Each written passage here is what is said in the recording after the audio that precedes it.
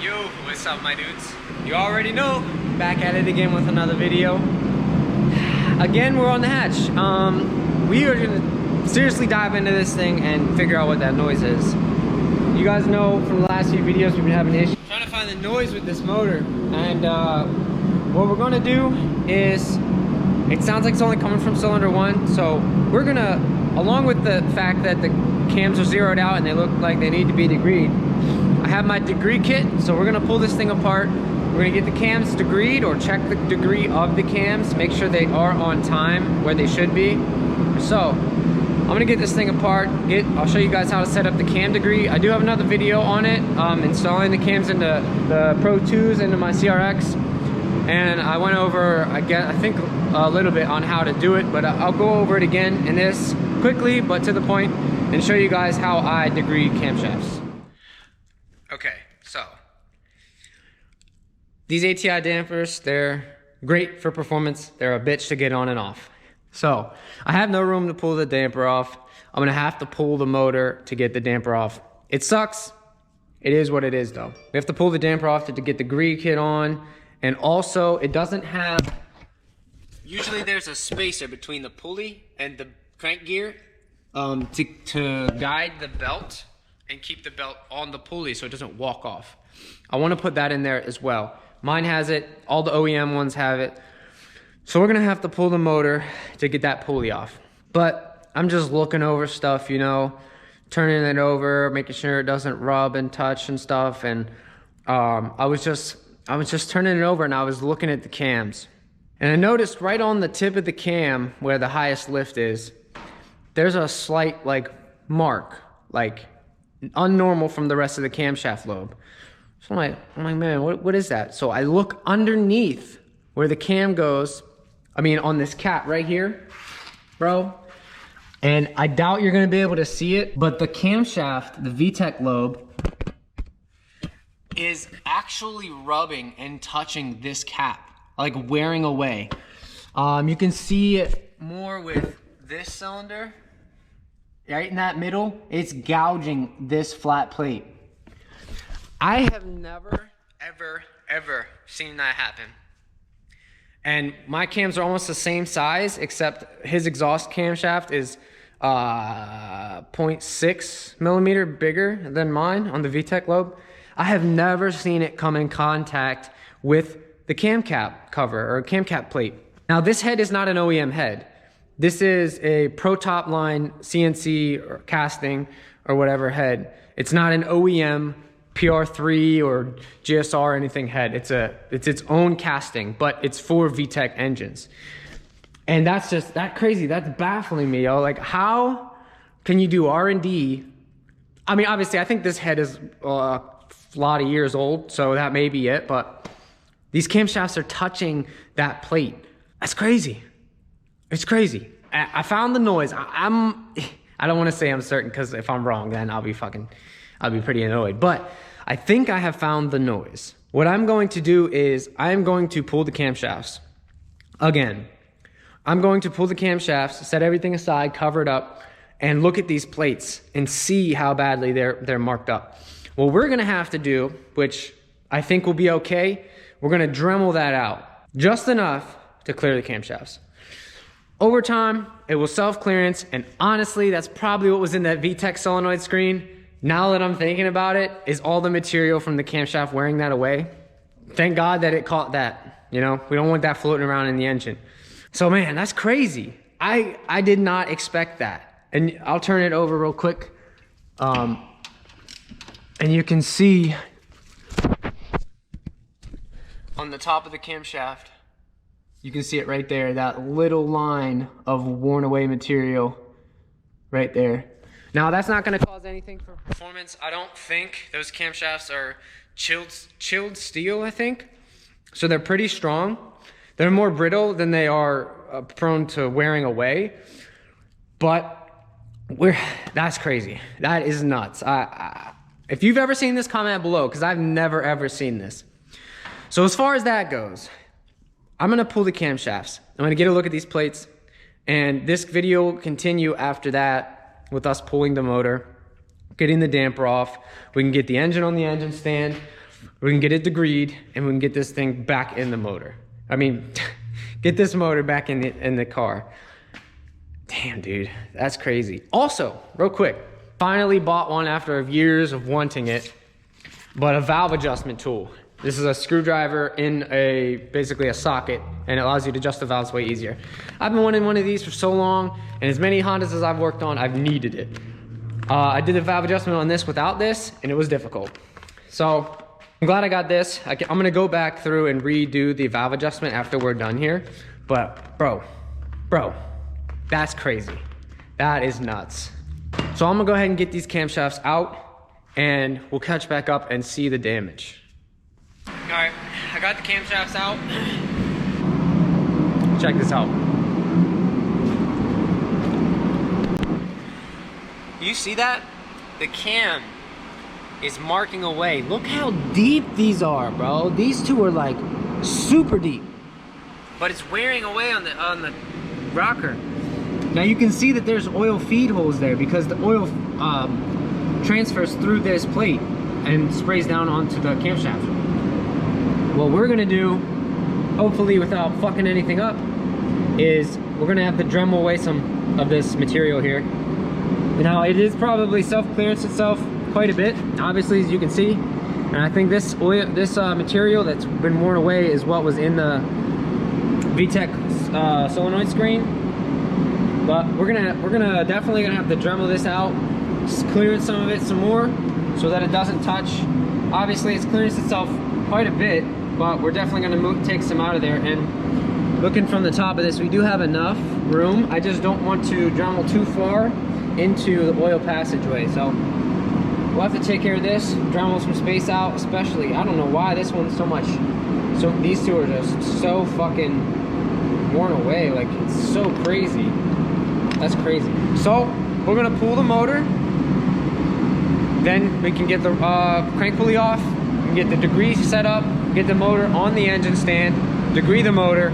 From there, we can mate it back to the transmission, put it back in the car, and finish everything up with the engine. From what I'm seeing with these big of a cams, I'm assuming that the degree is not degreed because it's zeroed out. But we'll check, we'll get it ironed out, we'll get it done. So I'll probably catch y'all in the next clip when we're pulling the motor, because I really don't have anything else to do to this at the moment. So yeah, hasta luego. All right guys, it's been a couple days, we're back though. We got Ty here. We're gonna pull the motor in the hatch and get it on the engine stand and get this thing degreed, and then we can Dremel out the caps, get that thing back together, get it back in the car, and hopefully start up with no noise. So we're gonna get this thing pulled quick, little time lapse, and there we go.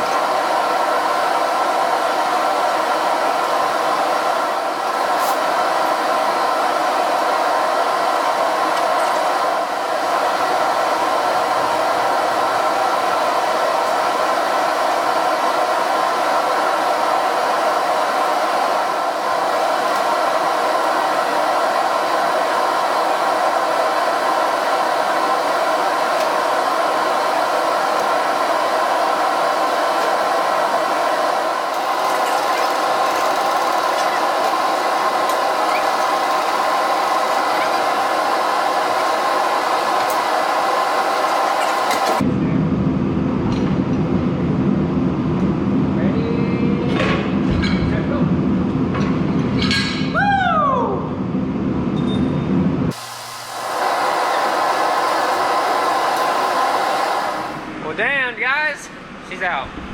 I'm gonna get this thing degreed. We're gonna get it on the stand. We gotta get this crank pulley off. You can see right now there's a gap here. I don't know if that's, I didn't see it before, but that gap, that's where that plate should be to keep the timing belt on. So we're gonna try and find one of those. I have an extra from 2 spare blocks that I have, so I might just throw that on there for him. But she's out. We're gonna get it on the stand, and we're gonna get this thing degreed. All right, so since you guys seen that last clip, a lot of things have changed. It's been over a month, almost 2 months. It's almost February. That last clip was in December. We got insulation, as you can see. You just noticed in the last video. But anyways, We got plastic on the roof, we got insulation, and it's time to get back onto this motor and get this video up for you guys. I have a Dremel here. I'm gonna start Dremeling this stuff out, making some room, cleaning it up, make sure there's no metal shavings in that at all. And I think the metal that we saw in the pan from when we drained it the first time, the break-in oil, I think that's where this came from the cam cap plates. So yeah, I got the Dremel. We're gonna Dremel this out. We're gonna get the engine on the engine stand. We're gonna get the cams back in. We're gonna time it up, and we're gonna degree this thing. So let's get cracking.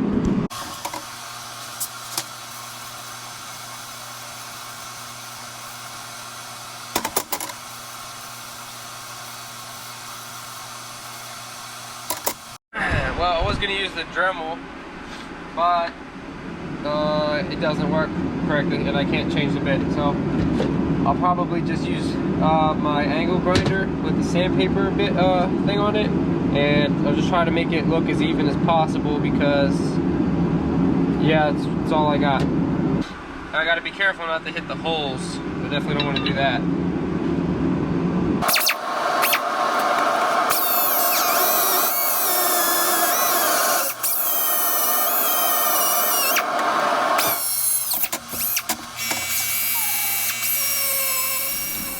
Alright, I don't know how well you guys are going to be able to see this, but I did put a decent enough groove, if you guys can see that with the shadow, in these. I don't know how deep I have to go, so when we get the engine on the stand, we will put it together, spin it over, make sure it doesn't touch, you know, try to make sure it doesn't touch, and then if it does, we will Dremel some more, well, sand.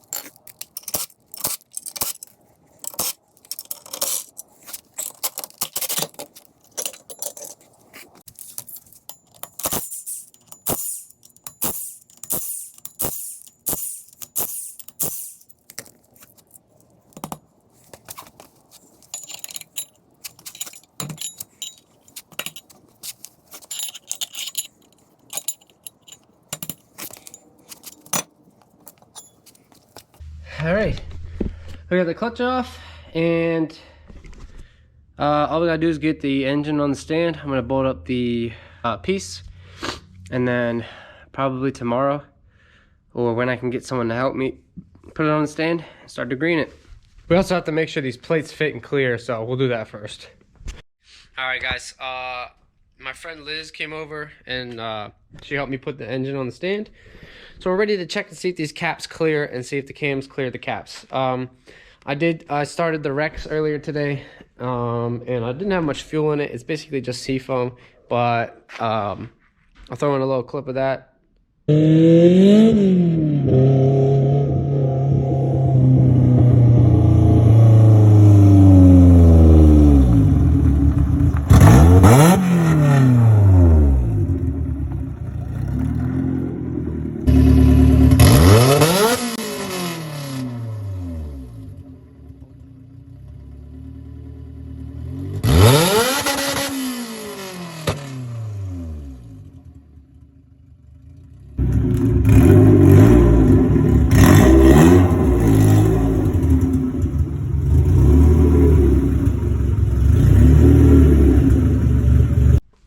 I just drove it around, and man, I really miss this thing. I gotta get on it ASAP so we can get this thing up and running and get done to it what I want to do. But I switched the CRX with the hatch, moved his hatch up so we can get this thing done and get it straight into the car, and then we can be on with the dynoing of the car, because soon as this engine's done and in there, we're gonna have a mix of videos dynoing that and the fabrication for the hatch. And then once that's done, we're gonna be working on my brother's Accord, and then we're getting into my car. So yeah, it's a long time coming, but it will definitely come soon. So now that we have this engine on the stand, I'm gonna do some cleaning up, wipe some shit down real quick, and I'm gonna get these cam caps on, torqued down, and we're gonna check. I'm gonna show you guys how we're gonna check to see if the cam lobe's clear. Basically, I'm just gonna put paint on the lobe, on the VTEC lobe, and turn it over for that cylinder. And if I see any paint wipe off, it's touching. If it don't see any paint wipe off, it's not touching. So good there. And yeah, so that's what we're gonna do.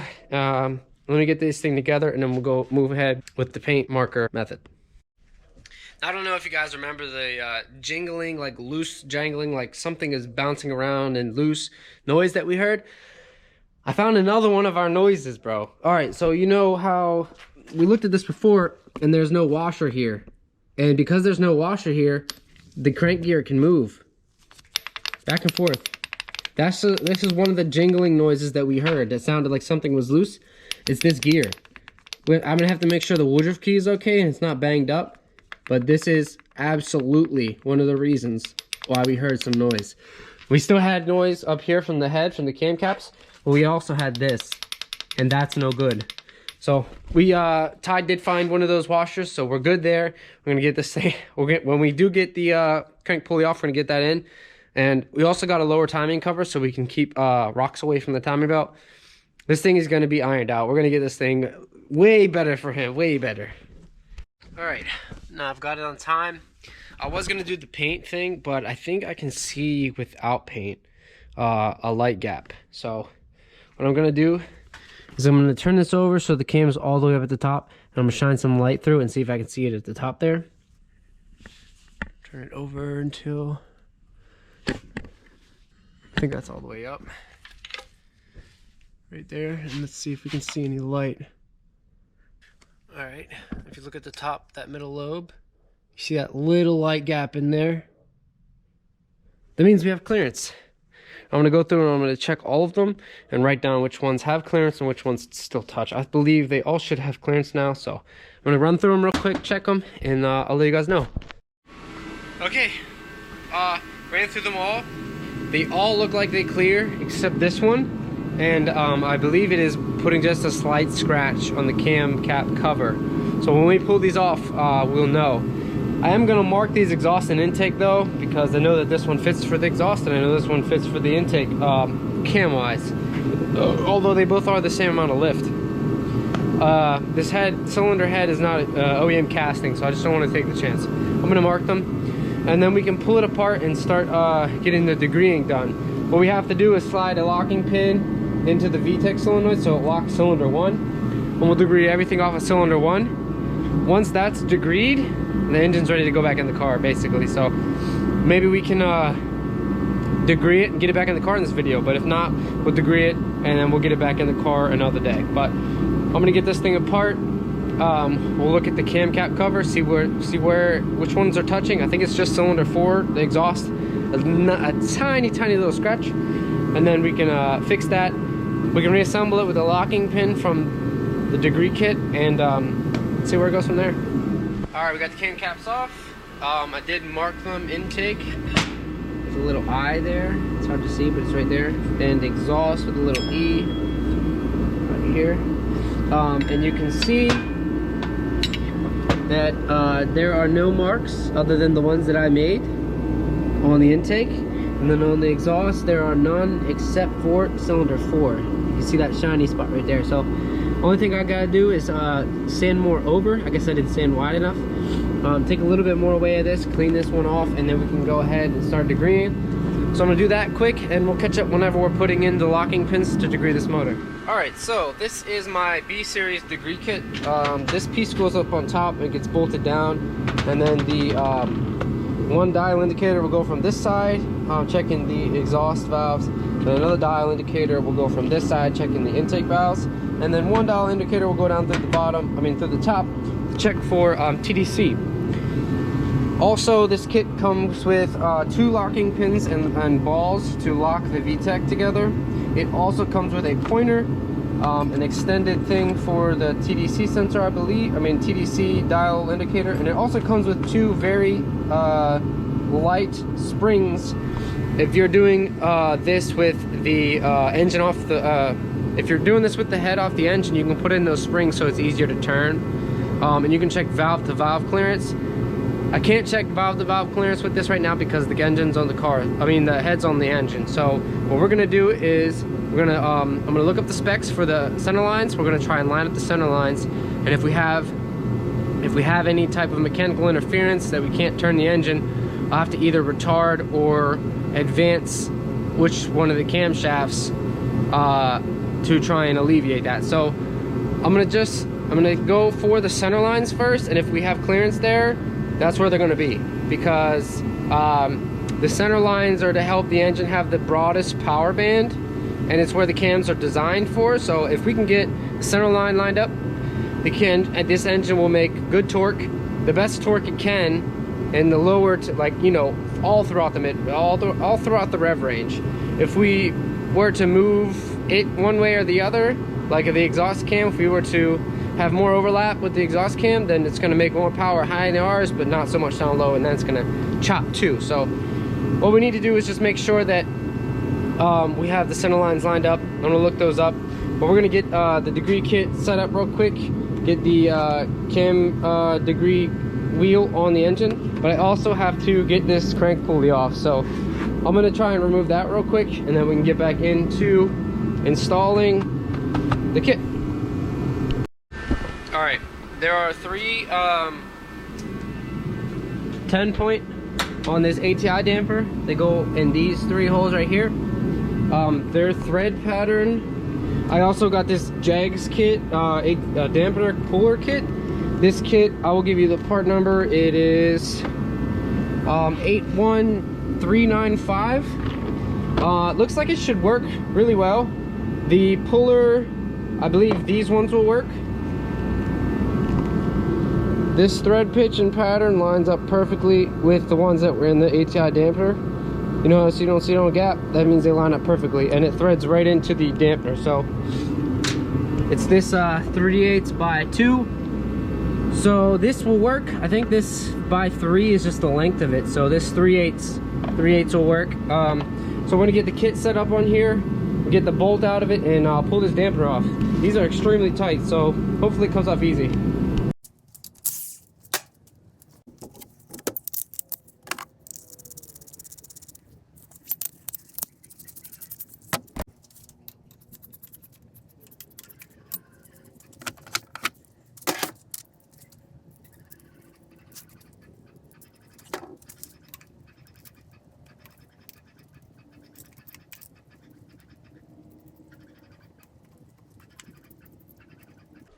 You don't need to tighten these, I don't believe, but I'm just running them in until they stop, so I have the most bite and I don't ruin the tension, ruin the dampener. So just finger tight. Once it's in there all the way, then you can start tightening this. That'll put pressure out on the tensioner. And now that we have tension on here, we'll just slowly twist the tensioner here while the engine's still. Hopefully it'll stay still, and then it'll pull the tensioner right, the dampener right off of the crank pulley. All right, this pulley, socket hex, whatever, turns out to be a 16mm. So we're just gonna tighten it. Well, it's okay if it moves, but I don't want the crank to move, so I gotta figure out a way to hold it still. The timing belt would be nice, but I had to take the camshafts out, so let me figure something out real quick.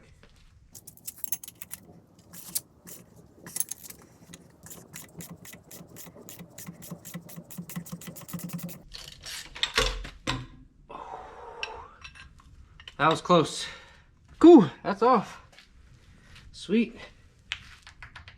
All right, we got our pointer on here. We will move it to TDC.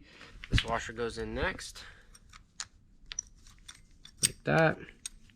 Another Woodruff key. So the washer the Woodruff key, and then through this bolt hole goes on the plate for the cam, the degree wheel. Now, there's nothing to really center this. You can see it'll float around. So you kind of gotta center it yourself. Okay, so usually you'd use the top, the gauge to do this. I'm just looking at the top. I'm watching this go around as I turned it with the crank pulley because I didn't want to throw the top part on. But as you can see,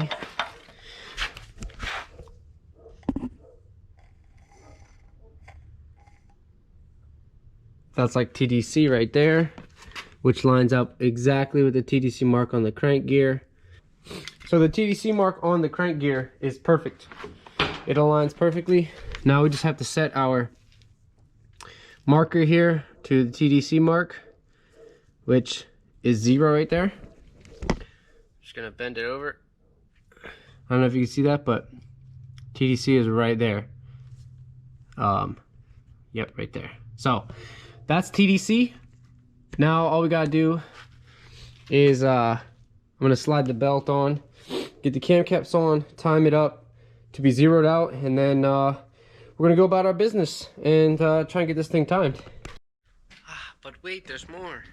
I forgot. I gotta do the locking pins. So I'm gonna pull the vtec solenoid off, pull the the rocker rod stopper off, and I'm going to slide them out this way, just enough to get these 3 rockers out, put the locking pin in, put everything back in together, slide these back in, and we can continue on. Alright guys, so got it timed up. I got our gauges set up, and now we have to, it was timed to top dead center, don't mind these right now, but we gotta find true top dead center. So for this, I have my top dead center dial indicator installed, and we're looking for this big hand to stop moving. So I'll spin it, see if you guys can see when it stops moving. It'll be kind of difficult, but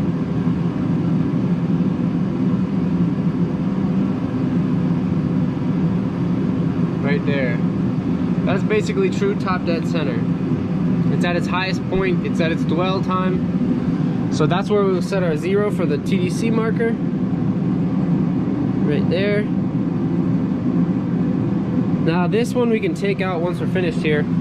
That's only used to set our pointer for TDC, so we can have accurate adjustments. So this is our TDC mark. I'm going to bend our angle over so it lines up with the TDC mark.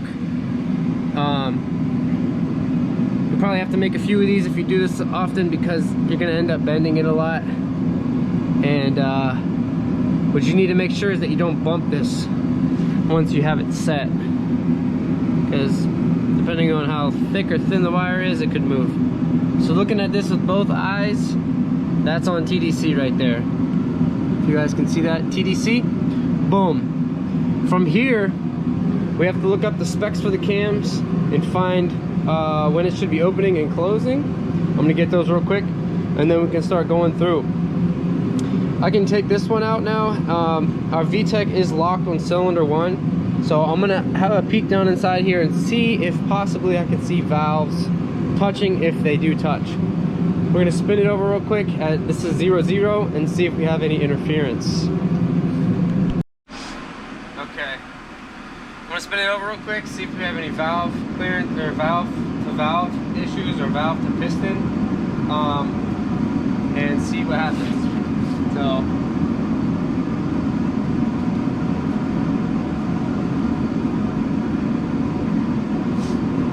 forgot to take this out.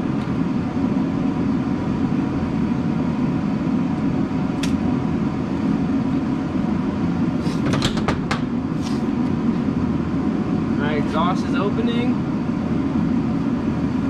The exhaust closed.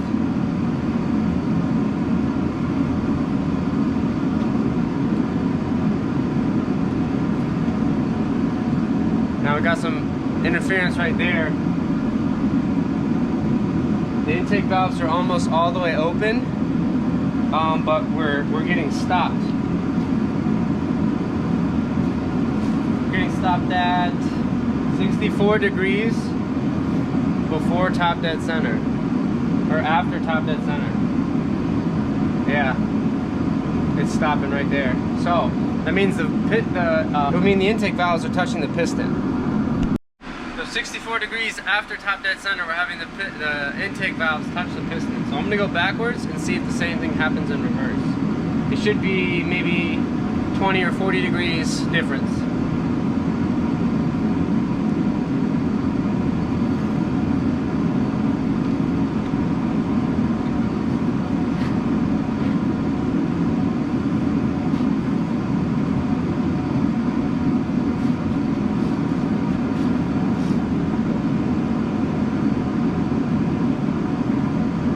Uh, 163, so 100 degrees worth of crank rotation, that piston is touching the valve. I can feel it stop. And seeing as how the only ones open are the intake,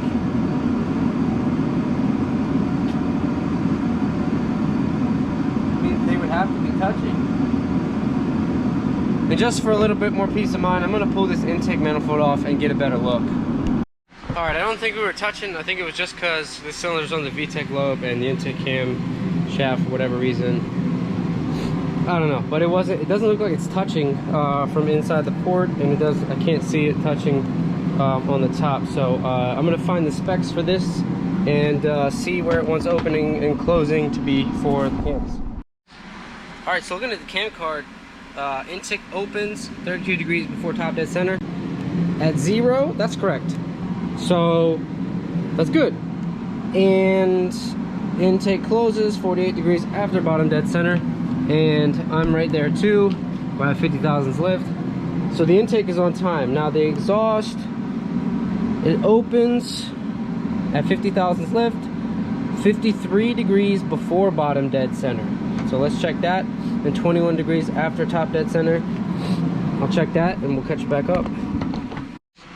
Alright, so surprisingly enough, which usually with cams this big, you don't have this happen often, and I'm assuming that the people who make the cams made it this way so you could throw on stock cam gears or something. But at 0-0, the cams are opening and closing when they should. There's no binding, there's no valve touching valve, although it is very close, and I would like to add some separation so that they don't, if they were to float for some reason. But yeah, so I probably will add 2 degrees retarded on the exhaust, on the intake, and 2 degrees advanced on the exhaust, and make sure it doesn't touch anywhere, and then we should be good, just to have a little bit of room if they were to float for any type of reason. They're not touching, so that's good. But 0-0, they're in time. They're degreed where they should be. It's weird. I thought that wouldn't be the case, because with aftermarket cams, you're not usually going to find that often, but with this setup, it works. It's the way it is. So this is good. We're gonna I'm gonna get the locking pins out. We're gonna put it back together, and we're gonna put it in the car. All right, guys. I just got the cams were very, very close to the valves touching, just from peeking in through the intake. So I retarded the intake cam 1 degree, and I advanced the exhaust cam 1 degree to give it just a little bit more room for air. I just did the valve adjustment. Ties here. We are getting the suspension pulled off so we can get the engine in. The only thing we have to do really is adjust the engine, put the intake manifold on, vtec solenoid gasket, alternator back on. He got the cover for this, so we'll have a lower timing cover, and the header and stuff like that, and distributor and stuff, and we're gonna put this thing back in the car today. So he's gonna get that torn down. I'm gonna try and get this engine dressed, and we'll catch up when we're putting this thing back in the car, because he's excited, I'm excited. We're gonna get this thing hammered out. Oh, also we're going to be draining the oil and replacing the oil pan gasket. We got the Felpro, what was it called? Perma-Dry Plus. It has the metal in it. It's the same one that I put on the B17. It helps with this squash, so it doesn't squeeze and tear or rip or smush the gasket as much because there's a piece of metal inside of it. It keeps it more stable and it just seals overall, seals better. So I got Loctite on the cam gear bolts, so we're just getting this thing buttoned up and putting it in the car today. All right, so we got the oil pan off, we got the old gasket out of here, and we just picked up this Velcro. This part number is OS30630T. It has the metal piece inside of it. This is the same one that I have on mine. You can buy these from Speed Factory. We were able to find one at our local Advance Auto, so we're gonna get this thing on there and get this engine off the stand and get it mounted in the car. All right, we got the engine dressed. We still need to get the distributor on it, and we are still waiting on injectors to get cleaned. Once those are done, they'll be on the motor. We got a cover on it. We got the crank pulley back on it. We got the valve cover on it. Ty wanted this cut, so we cut this for him. And we just made it look a little fancy, so it looks nice. Alternator's on. There's no belt because we have to get one, and that should be good. So we're gonna get this thing off the stand, get it mated to the transmission, and put it in the car finally. All right, guys, motor's in. It's basically all plugged up. The only thing we really need to do is oil and an oil filter, because we just changed the oil. Put the radiator and the coolant in the engine. Alternator belt, and hook up the throttle cable, put the intake on, you know, small stuff like that. Nothing really too major. We got everything back on, suspension's back on, traction bar's back on, shift linkage is in. I got a bitch pin in the shift linkage, so the shift linkage feels so much more tight. There's really very little for us to do left, and that's probably where we'll stop for today. The next video should be us honestly getting this thing on the out on the street and getting some street tuning done and getting the car ironed out before we hit the dyno. That'll be the next video on this car, but the actual next video will probably be on his hatch, to be honest, so we can get the exhaust done, get the we got a new manifold. You'll see that next time you see it. And we got to get that set up, get the downpipe made, then we can start working with the aluminum for TIG welding and stuff like that. So but it looks good. This engine is now back in the car. Car looks like a car again. It's not just the shell, it's not empty. It looks great. So yeah, I'm excited. Can't wait to get this thing on the street and see what it does, you know. Get the break-in done. Once the break-in's done, then we'll get some dyno time, but probably won't be for like a month or so. Get a few oil changes in it before we actually start hammering down on it. So but that's all for this one, guys. I'll check you on the next one. Deuces.